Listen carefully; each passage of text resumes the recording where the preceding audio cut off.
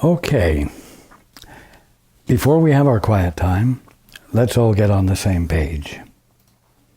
If you're reading from the Sparkly Book, it's page 451, the last paragraph. If you're in the second edition, it's page 400, paragraph 10. In the first edition, it's page 373, the second full paragraph. If you're reading from the ACIM, it is page 189, the second full paragraph. And if you're reading from the CIMS edition, it is page 380, paragraph 11. Okay. Let's take a few moments to be quiet together.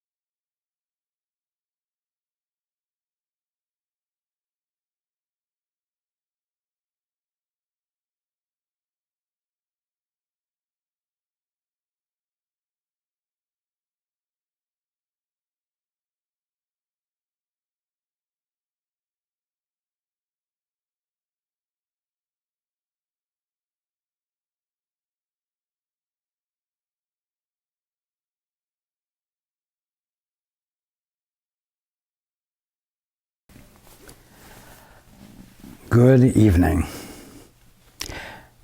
and welcome to everyone who's joining us on the internet.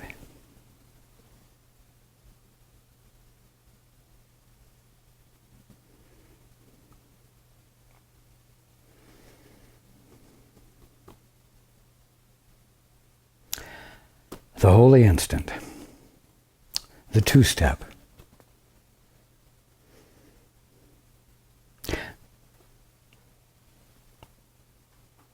You know, it's not necessary to have ever heard about the holy instant or the two-step in order to have had the experience.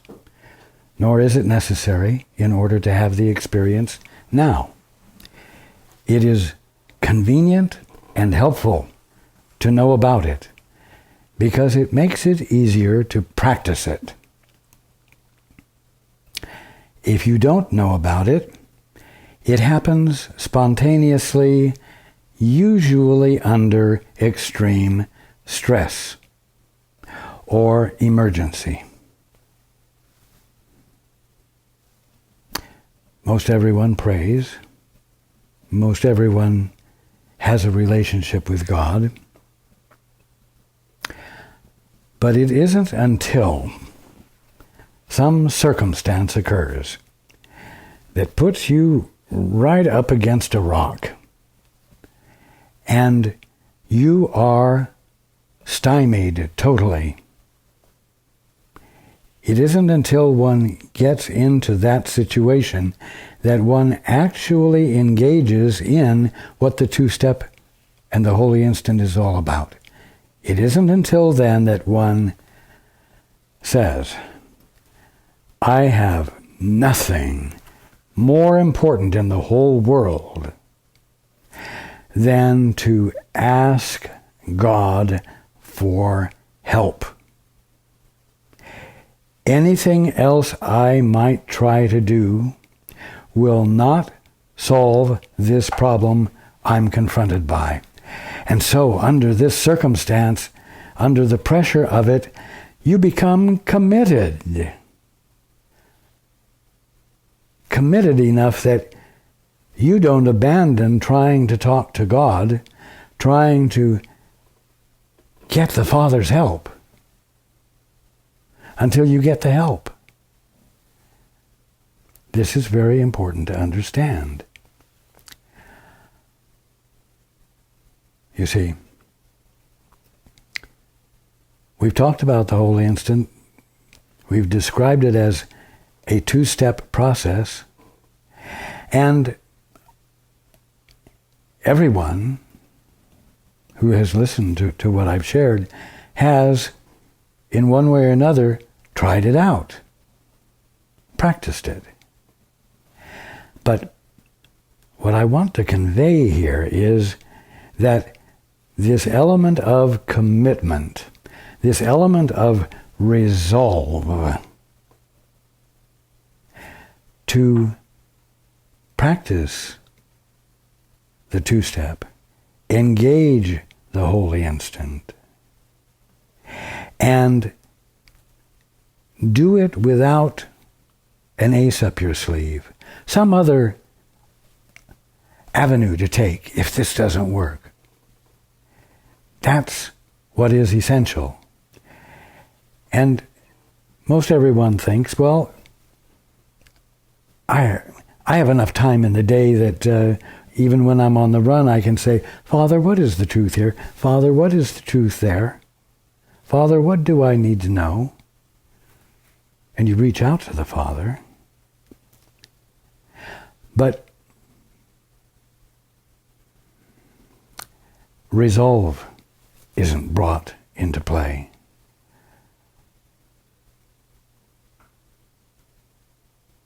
And you abandon the listening easily. Now, tonight, it is my task to encourage everyone to get to the point of resolve, to know that when you are engaging in the two-step and turning to the Father and asking to know the truth, that you bring resolve and commitment to it that causes you to say, I'm not going to allow my attention to be totally distracted from my intent to know the truth, even if I'm engaging in other things, until I hear the answer. Because it's when the answer comes that faith accompanies it and fills you with faith, bringing you to a point where your perception is transformed and there is healing for you. But you know what? Something that is inseparable from this is that not only does faith get extended to you by the Father, but the experience of His love for you is extended by the Father as an unmistakable experience, a transforming experience. Why? Because when you experience this love, when you experience being loved in this all-consuming way, you experience your innocence. You experience the fact that you deserve this experience of love, that you are worthy of it, which is something that had not entered your mind. In fact, all of you, to one degree or another, feel unworthy of experiencing the Father's love because you are guilty of this and guilty of that, and guilty of the other thing. And so it doesn't occur to you to let in the Father's love, because obviously he would punish you first before he extended his love. And one could say, before extending the faith that is the Father's gift. When you, with commitment, listen, expecting to hear, because that's part of the package. That's the way it works. And therefore, it is worth your commitment to listen until you hear, until the blessing is laid on you. Now, this is an incredible experience. Something else that accompanies it is that when you look at your brother or your sister, your fellow man, you recognize that what you're experiencing about your innocence is true about your brother or sister, your fellow man. It is inescapable to you that they are loved by the Father right now, just as you are, and that they are worthy of it just as you are, and that they are innocent of anything that would make them unworthy of it, just as you are.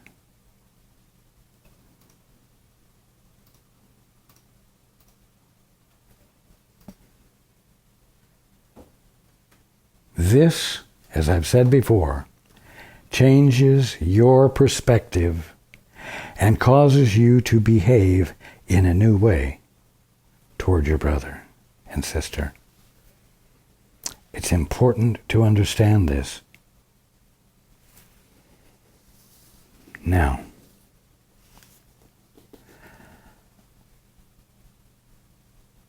I'm going to go into the book, but I'm going to start one paragraph earlier than I announced. It begins by saying, to have a faith is to heal.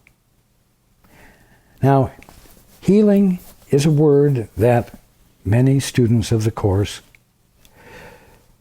don't embrace as fully as is needed, because they believe that faith, that healing, has to do with one's mind, with one's perspective, but not necessarily to the evidence, the manifestation called the world and universe, the evidence of God, because it is the kingdom of heaven, seen clearly or seen through a glass darkly.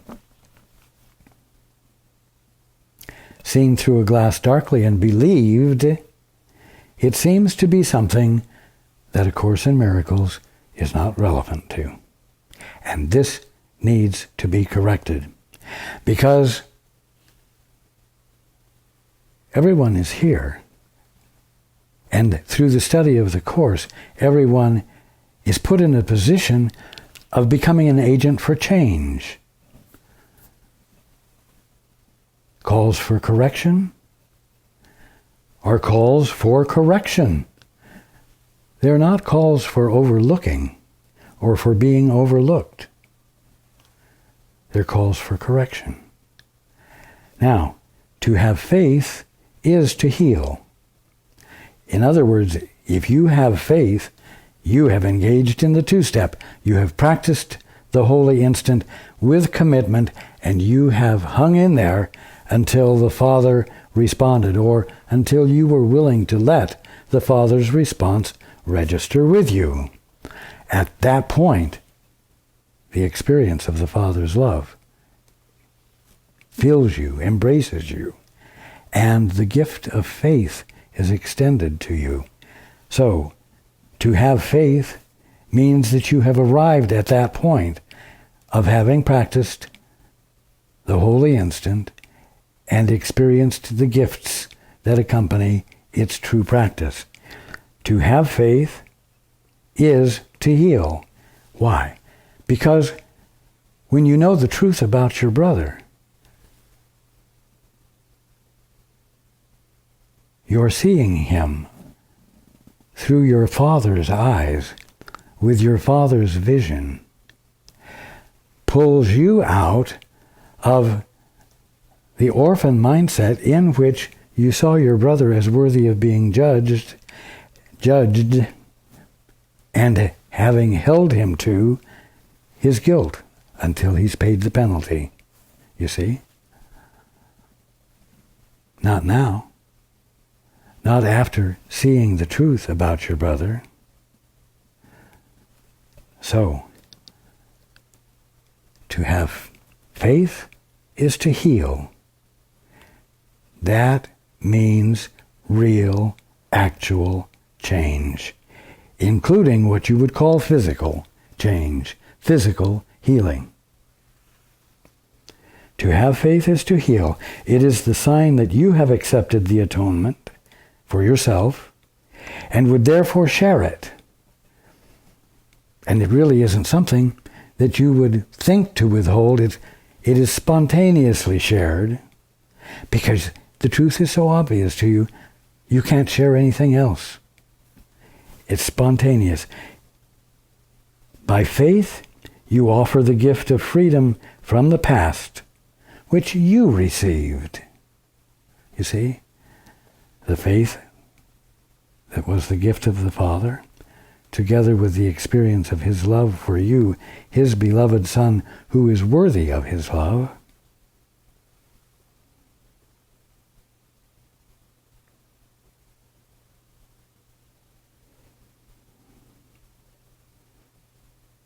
you can't help but offer that. You've been freed from the past. You know every little thing you did that was not right, that was not just, that was not kind. And yet here you are, experiencing the Father's love.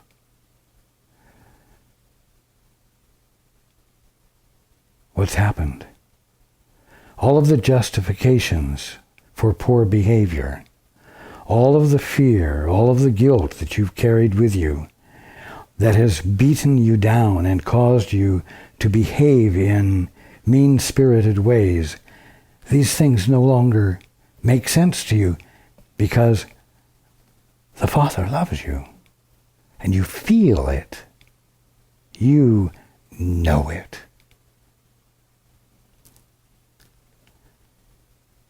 So you've been freed from the past that you have maintained in your mind as justification for lack of self-appreciation, as justification for anger and jealousy,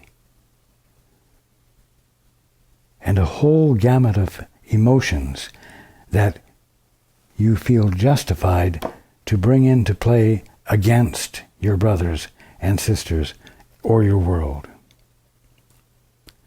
So by faith, you offer the gift of freedom from the past, which you received.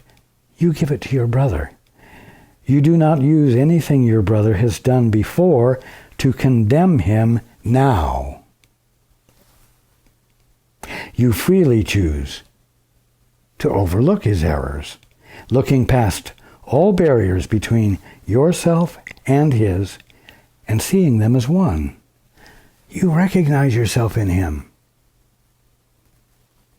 as the Son of God, innocent, guiltless, perfect, loved, safe, and so on. And in that one you see your faith is fully justified. Your faith in what? Your faith in him. Because you're having faith in the truth about him that you're experiencing as a result of having let that experience in for yourself first. There is no justification for faithlessness, but faith is always justified. Now,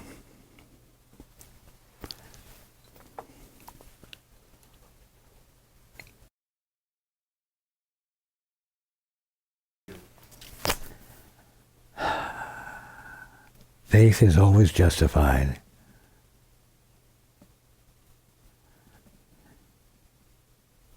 Faith in what you recognize to be the truth about your brother. Not an intellectual recognition, but a deep down experiential knowing, because you are having an experience about your holiness. A deep, reliable experience. And that is what you know within, without any process to it, is the truth about your brother.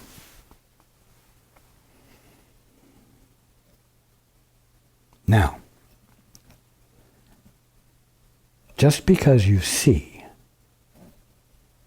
the truth about your brother, just because you feel and know the truth about your brother,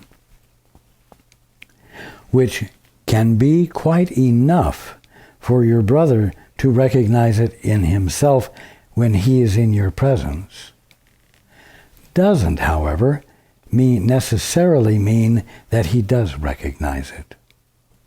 And if there is a call for correction, it falls to you, who now has the vision, to be the agent for change for your brother. Something you can do because you do see the truth about him. You do see his innocence. You feel it, and you feel the love that he is embraced in from the Father. Having that gives you the perspective and the honor of dealing with your brother in a way that inspires him to change, inspires him to allow the correction that is called for to occur. It's only because you have become free of your past experience of your brother and are experiencing the now present reality about him that you can involve yourself with him or with her in a way that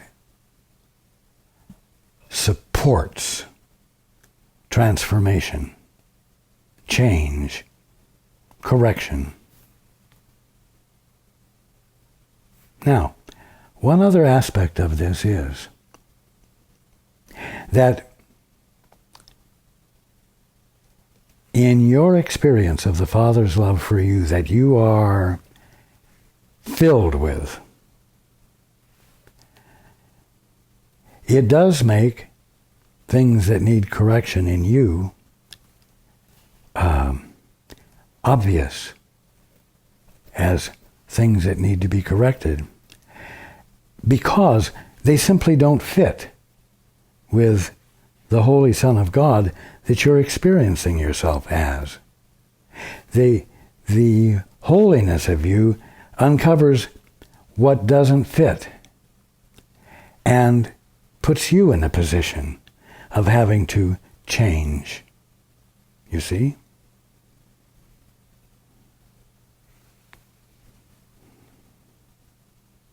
Now, many of you have had this experience without ever having heard of the holy instant or the two-step, and you had it because in your extremity you genuinely and committedly reached out to the Father and persisted until you heard his response. And you had your healing. It was a miracle. But when you said it was a miracle, you thought that it was an experience set apart from normal daily life. Not a fluke, but not a typical event, not one that you could expect to happen again, because you see it as the Father having done something for you rather than your having done something that opened you up to the Father and allowed you to let in the Father's love that has always been present. And therefore, it's not an unnatural experience. It wasn't an unnatural experience. Not miraculous in the sense of otherworldly or not of this world. And in the understanding that it occurred because you abandoned your self-confidence and you turned toward your Father and you said help and you yielded to Him. Because that's the event that happened, it is one that you can repeat. You can bring that same level of committedness to your reaching out to the Father with a willingness to abandon your control. You can do that over and over and over, and more frequently and more frequently and more frequently, so that it becomes your normal, ongoing, eternal experience. Why? Because in the process of that, you have discovered how valueless it is to try to be in charge yourself, independent from your source. And so you willingly let go of the inclination to practice it and keep it alive and keep your orphanhood.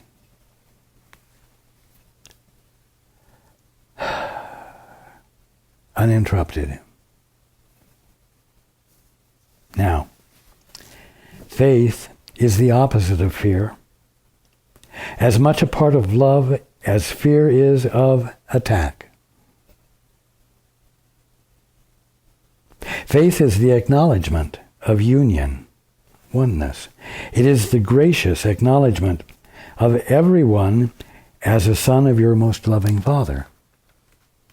See, the blessing of your clear experience of your holiness, of your being loved by the Father, blesses your vision of everyone you see. Not just one that you've entered into a holy relationship with, you see.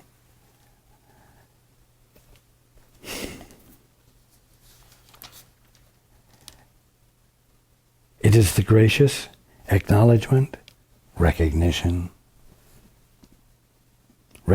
accompanied by understanding. It is the gracious acknowledgement of everyone as a son of your most loving Father, loved by Him, the Father, like you, and therefore loved by you as yourself, because you recognize yourself in Him, you see? It is His love, the Father's love, that joins you. As a matter of recognition, not intellectual theories, as a matter of felt, experienced, it joins you. And for His love you would keep no one separate from yours. Each one appears in this vision. Each one appears just as he is perceived in the holy instant, in His holiness, in His perfection, in His being embraced by the Father, which you can, for lack of better words, see. It's clear to you. It's palpable to you. You're seeing what the eyes can't see.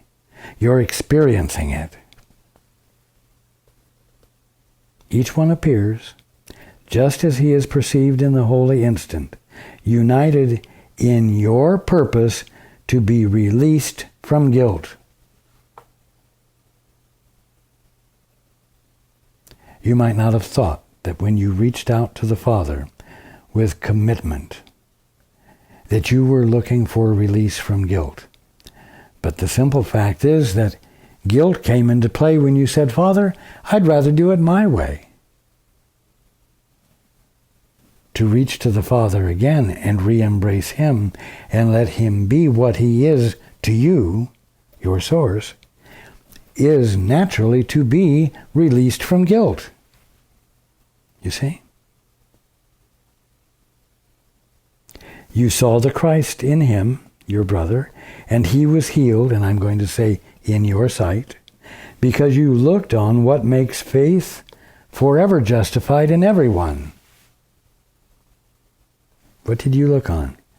You looked on the love that your brother is embraced by, because you can feel and experience it, and you know that it's the same as what you're experiencing. So it is a unified experience, you see. And it's justified in everyone. Now, once again,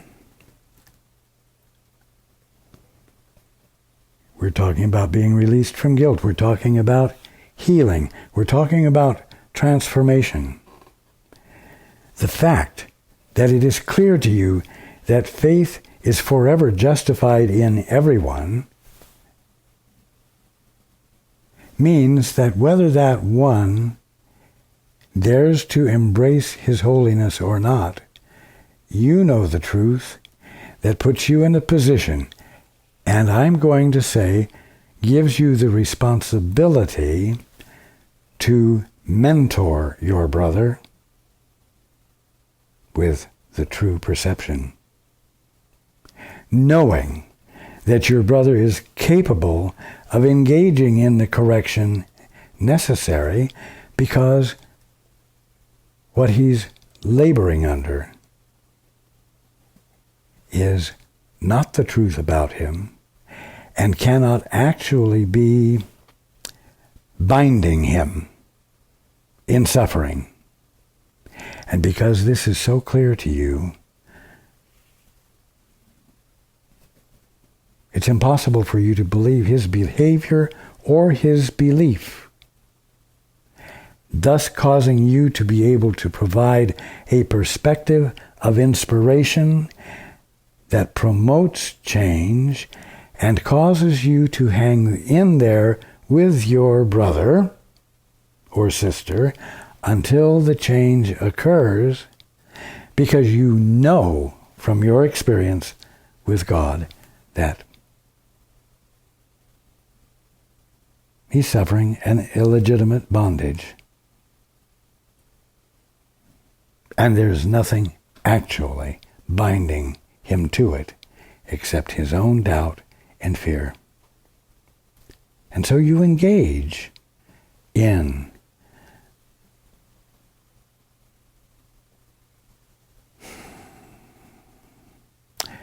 releasing the bondage.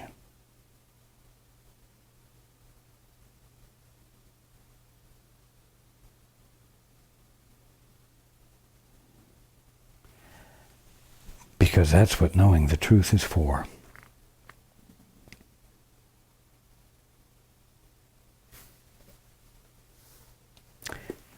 Faith, continuing, faith is the gift of God through him whom God has given you. Who's that? What is that? It's the Holy Spirit. The Holy Spirit is the avenue through which the Father's faith is given you. Faithlessness looks upon the Son of God and judges him unworthy of forgiveness. But through the eyes of faith, the Son of God is seen already forgiven, free of all the guilt he laid upon himself, and that he may still be laying upon himself. So let me read that again. But through the eyes of faith, the Son of God is seen already forgiven, free of all the guilt he laid upon himself. Faith sees him only now because it looks not to the past to judge him, but would see in him only what it would see in you. Again, faith sees him only now. And the giant, overwhelming characteristic of seeing him in the now as a result of your joining with the Father is that your holiness and his holiness and your immeasurably being embraced by the Father's love, just as your brother is, that characterizes you and your brother. It characterizes the only way you have available to you in the moment to perceive your brother. And that is the point of the holy instant. That's why the holy instant is such a big deal.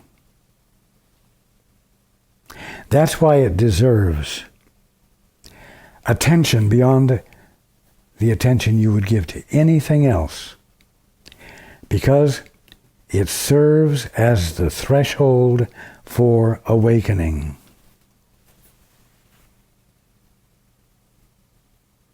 It's big.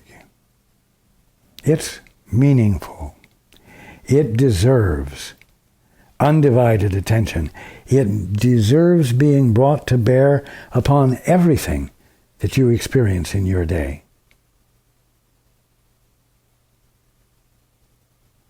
And as I said, in the practice of the holy instant and the reaching out to the Father always answers. The Father always answers, even you.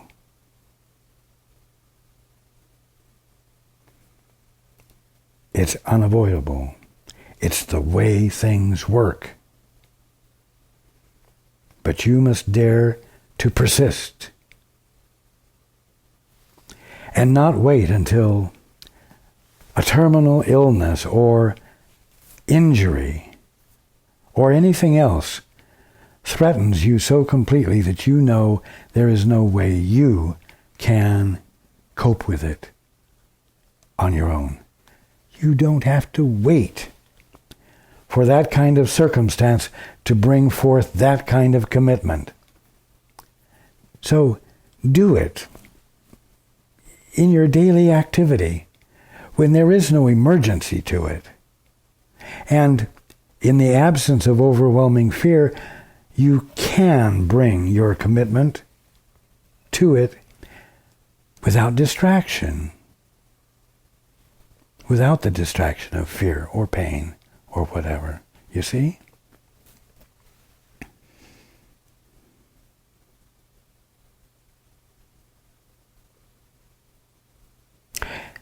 Faith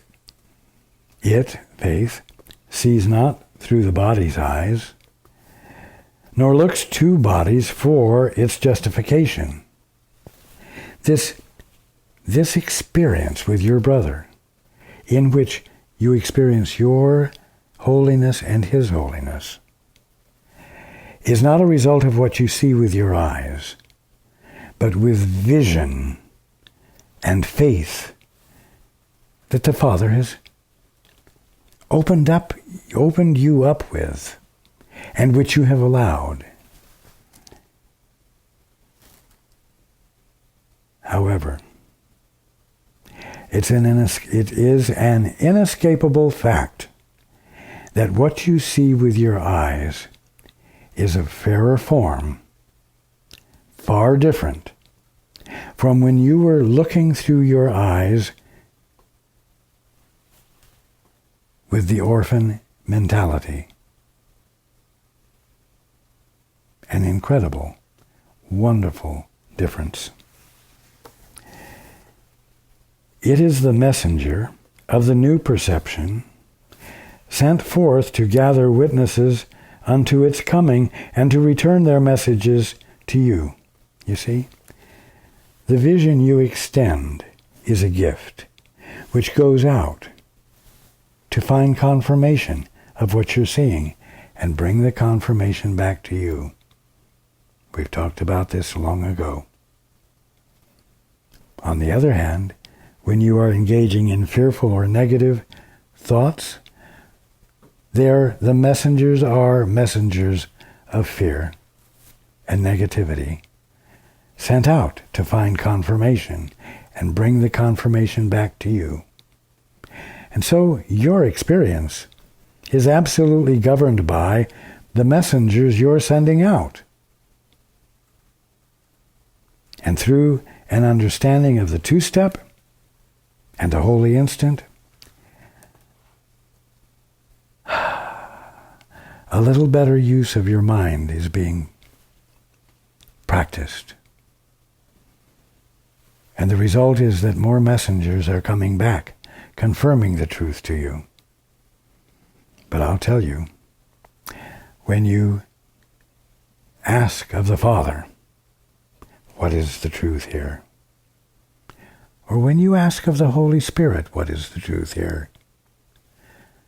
The truth is brought to you, and then you spontaneously make the gift of the recognition of that truth, and messengers go out to find confirmation, to bring back to you, and your brothers and sisters and your world are blessed.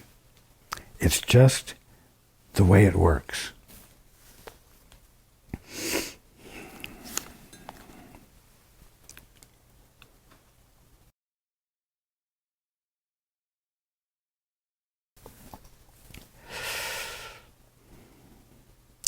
Faith is as easily exchanged for knowledge, or knowing, with a capital K, as is the real world. For faith arises from the Holy Spirit's perception and is the sign you share it with Him. And who is the Holy Spirit? What is it? Nothing more than your right mind. That part of your mind which you have put on the back burner in favor of trying to be an independent agent on your own, separate from your source.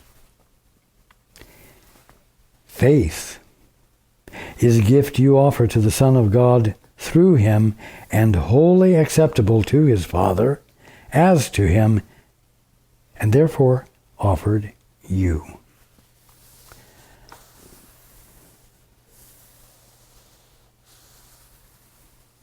Now, I have shared with you something of what you can expect when you practice the holy instant.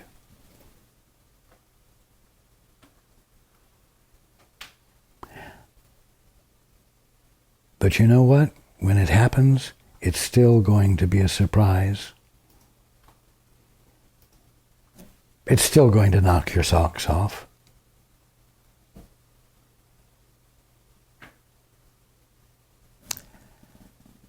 It comes without your knowing what it will be, because you have leaned into the unknown with commitment.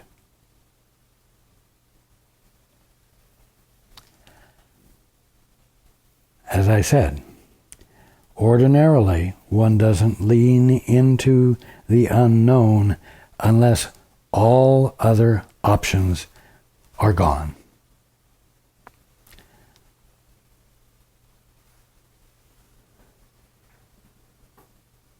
Now, you might say, how can I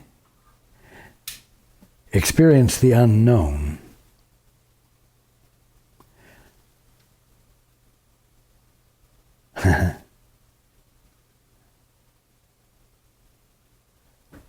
I I don't have any capacity for that. I can learn about what is known, but discover the unknown?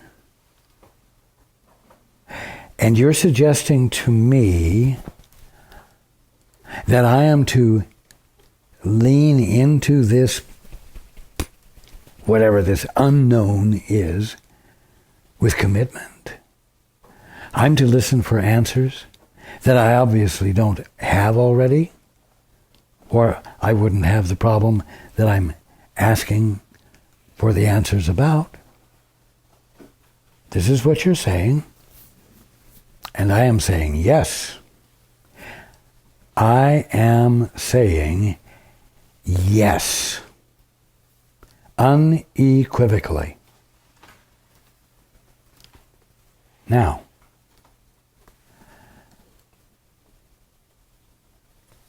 it is essential for me tonight to encourage you to look at the world and not say, what in the world is happening to the world? You listen to the news and you hear awful things. Awful things about the economy of your country, the economies of the world, and the threat that the world is feeling because of the instability of the economies. You are learning of mass killings. You are learning of strife within countries in an attempt to overcome unjust rules. And it appears to be so overwhelming that there is nothing you can do. And it's not the truth. You can be the agent for change. You must be the agent for change, just as I must be the agent for change. Change or correction is called for. You are not sorry orphans, limited and bound in injustice and lack and fear. That's not your birthright. The majority say it is. And I could say, what can I do? I can't do anything. Everyone is convinced. Everyone is sure. Everyone is unwilling to abandon what they're confident of. Because after all, how can you lean into the unknown?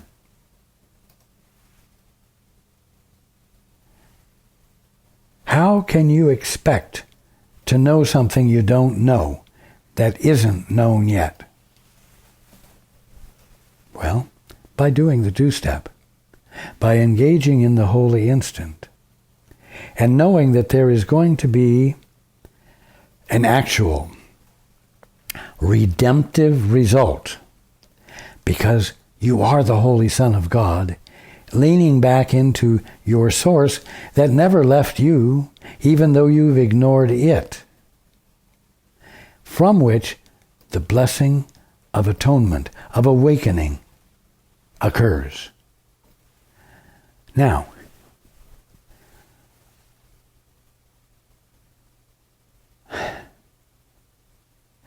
don't look at your world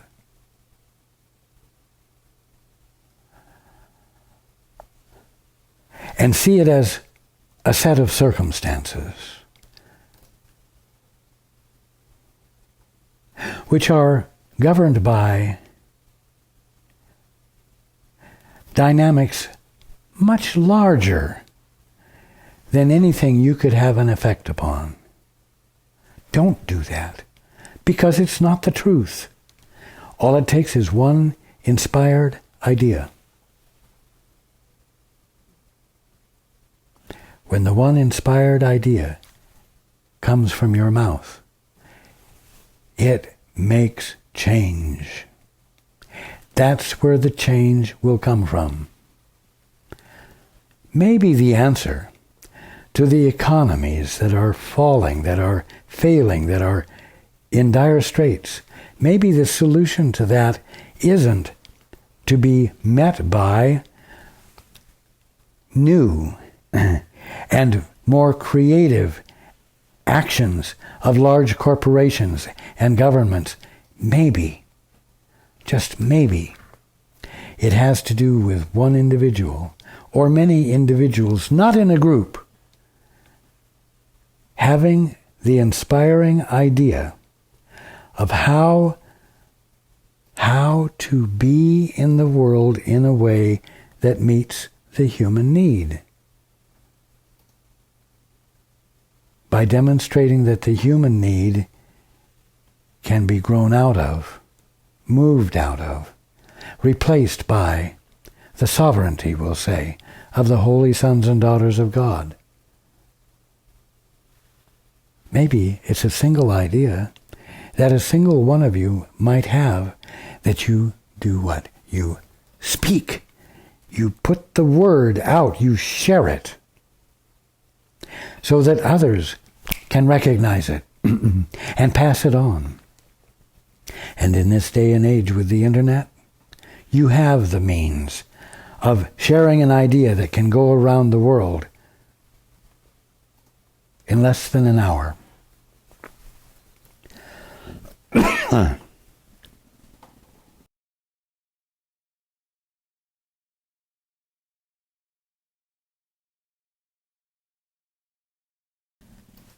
You have the means to share ideas on a global scale. You know what? What is this world coming to? It's coming to whatever the majority believe.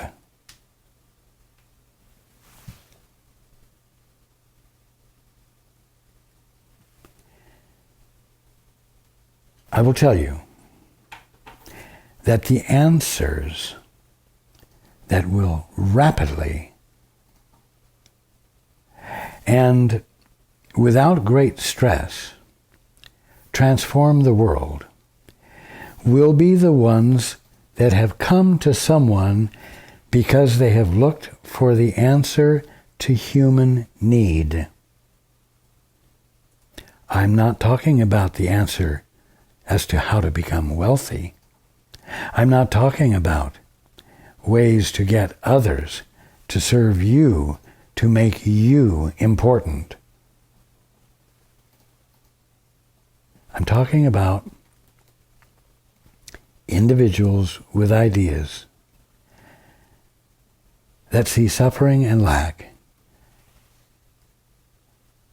and say to themselves, this can't be the will of the Father for his beloved children, which we all are. And then, what do? You do the two-step. You shut up. You say, Father, what is the truth here? What do I need to know? Hey, if everyone isn't awake, if everyone isn't experiencing the kingdom of heaven, but there is a kingdom of heaven, and there are all the sons and daughters of God, then there is a way out of the human dilemma. And it will come in ideas. It will come in faith that is the gift of the Father, that is extended to you when you shut up. And with commitment, lean into the silence, lean into the nebulousness of the unknown with expectancy.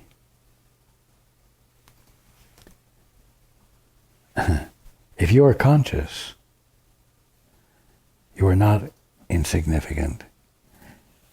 If you are conscious, the totality of what God is present in you. because of who you are. It is not only your birthright, it is your obligation to take hold of what you are and practice what you are.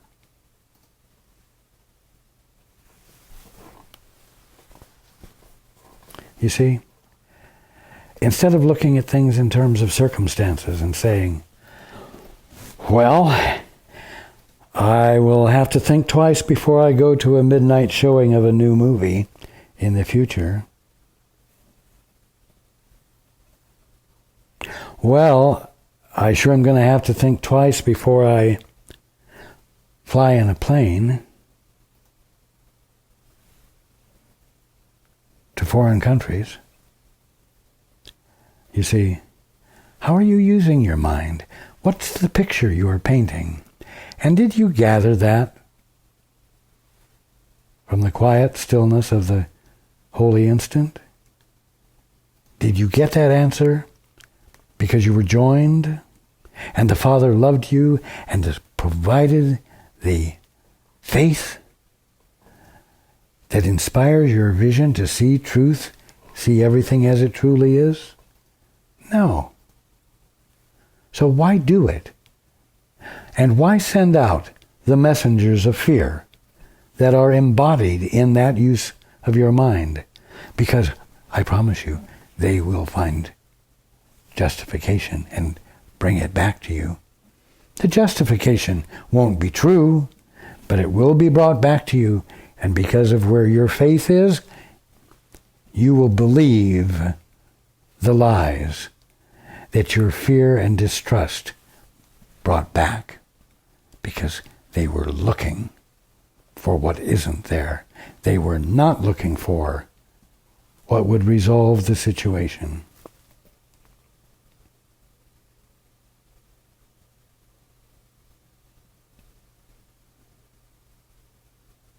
You see? The holy instant is profound. Its practice is the most meaningful thing you can engage in. And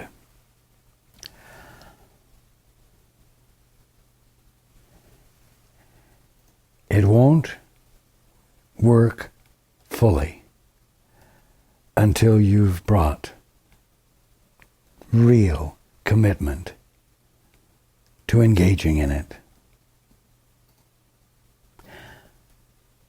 Please,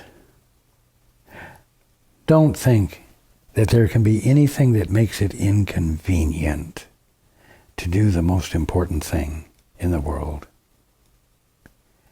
and ultimately the most important thing for the world.